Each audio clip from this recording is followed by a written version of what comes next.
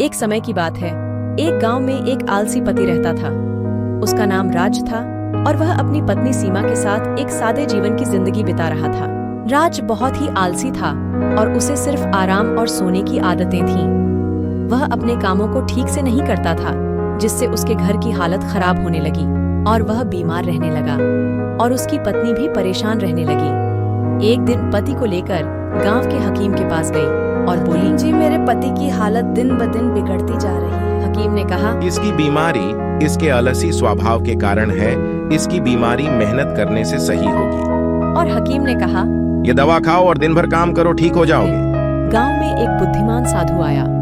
साधु ने राज की आलसी आदतों को सुना और उसके पास गया। साधु ने कहा, राज, तुम्हें अपनी आलसी आदतें छोड़नी चाहिए। आलस्य करना तुम्हें कहीं नहीं लेकर राज ने जाएगा। साधु की बातों को नजरअंदाज किया और अपनी आलसी जिंदगी जारी रखी। एक दिन गांव में राजा ने एक बड़ा समाजोत्थान का कार्यक्रम कराया। सभी गांव वालों को अच्छे काम करने के लिए 1 सप्ताह का समय दिया गया और राज को भी एक बंजर जमीन को जोतने का काम दे दिया। राज ने भी समाजोत्थान में भाग लिया, परंतु उसकी आलसी आदतों के चलते वह ठीक से काम नहीं कर पा रहा। राजा ने सभी के काम की जांच की, जिसमें राज अपने काम में असफल रहा।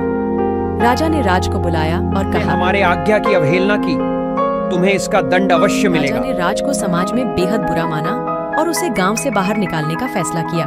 राज को यह सुनकर बहुत दुख हुआ और उसने साधु को याद किया। वह साधु के पास गया और अपनी समस्या सुनाई।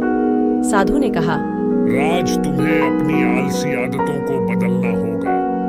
तुम्हें किसी भी कार्य में उत्साह और मेहनत की आदत डालनी होगी। साधु राजा के पास गया और बोला, महाराज, राज को एक मौका दिया जाए।